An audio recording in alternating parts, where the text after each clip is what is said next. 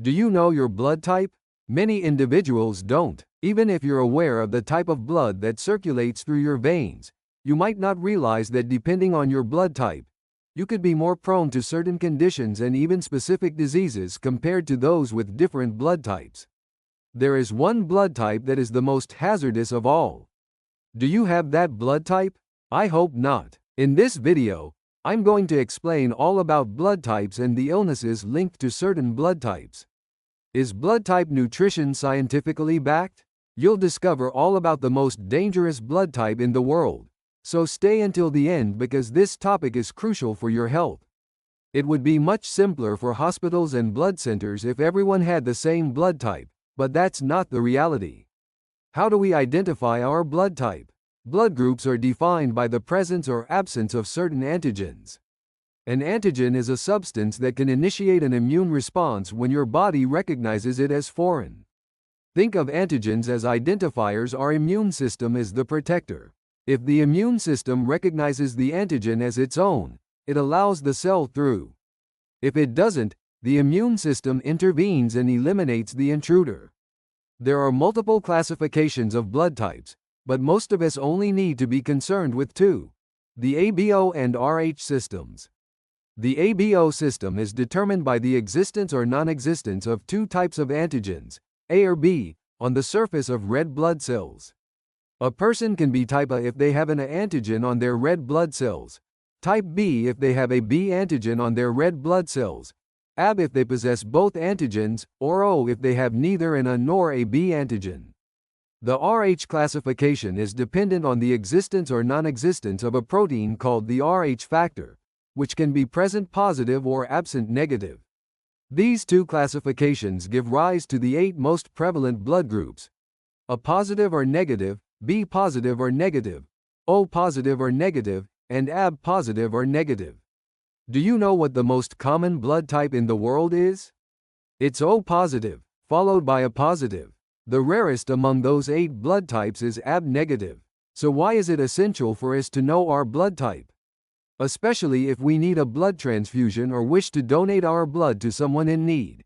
A blood transfusion can mean the difference between life and death. Why would someone require blood? Because they've had an accident and lost a significant amount of blood. If you're going to have major surgery where you're expected to lose a lot of blood, sometimes the surgeon will ask you to reserve a few pints of blood in case they need it.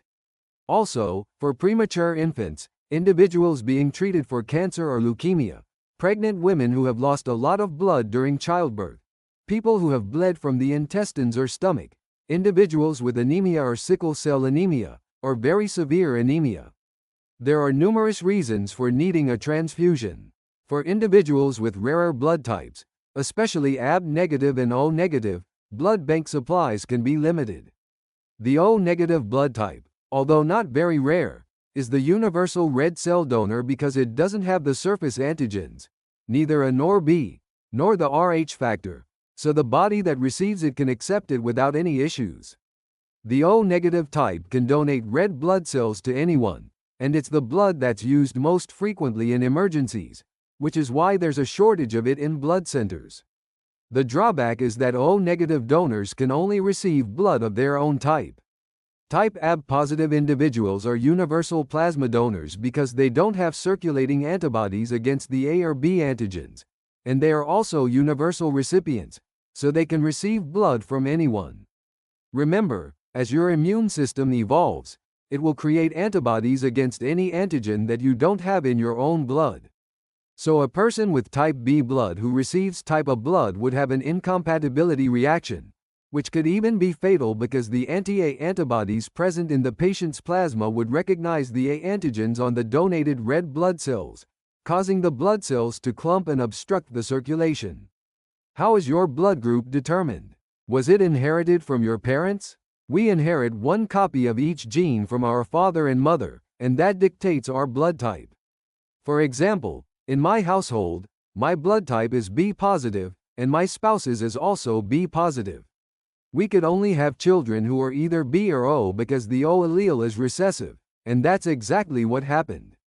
My daughter is O negative, and my son is B negative. So if a type A had appeared, it would have either been switched at the maternity hospital, or it wouldn't have been my child. In addition to the antigens I've mentioned, there are another 600 identified antigens whose presence or absence would create the rarest blood types. Fortunately, the vast majority of us have antigens that don't affect our ability to receive or donate blood, but luck isn't for everyone. Imagine that your blood is so rare that only 1 in 6 million people would be able to assist you if you needed a transfusion, if you had an accident, if you required major surgery, if you had severe anemia, or a more complicated birth. Fewer than 50 people in the world have this blood type, and at least 4 of them reside in Brazil, and 2 of them are siblings. Which blood type is considered the most dangerous of all? It's Rh null or golden blood, and despite the name, golden blood has no benefits. Because in addition to being rare, the red blood cells tend to be more delicate than normal. If you are one of the few Rh nulls, you cannot receive blood from anyone but the few of the same blood type. In golden blood, there is a total absence of Rh system antigens on the red blood cells, and it is this absence that makes these individuals so rare. Most people who have this blood type don't even realize they have it. Do you know what your blood type is? If you don't, how do you find out? Is it a complete blood count? No, because the complete blood count basically just shows us the red blood cells, the white blood cells, and the platelets. You won't be able to determine your blood type. So if you look through old blood tests, try to find out your blood type and Rh factor. If you can't locate this information, you either need to take a blood test specific to your blood type, or you can donate your blood. In addition to discovering your blood type, you can help other individuals who need your blood. Every time you donate, 4 lives can be saved. Now, I'm going to talk about the details of each blood type. But first, I want to inform you that I'm going to leave a link for you to click on in the comments below with our Herbs and Foods program, with recipes that explain how to maintain your organs healthier so you can prevent future health issues with homemade and natural recipes. There's even a tutorial that teaches you how to grow these herbs at home to enhance the health of each of your organs. Take a look and then come back and share your thoughts with our team. Okay, now I'm going to discuss the blood type diet. Is there any scientific proof? Advocates of this diet assert that depending on your blood type, some foods are better for your health than others. I personally have a patient who says that the diet has greatly improved his life. Where did this idea originate?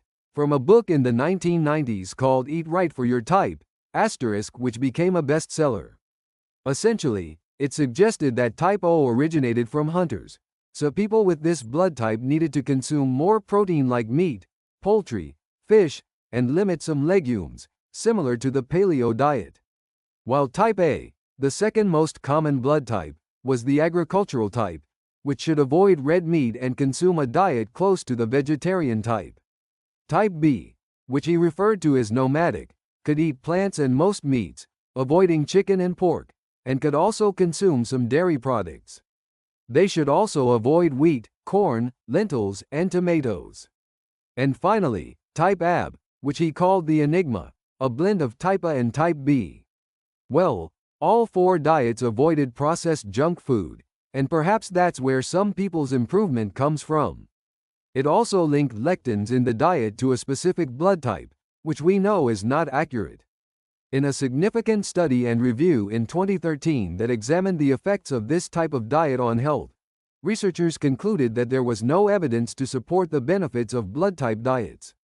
But is there a connection between your blood type and your personality?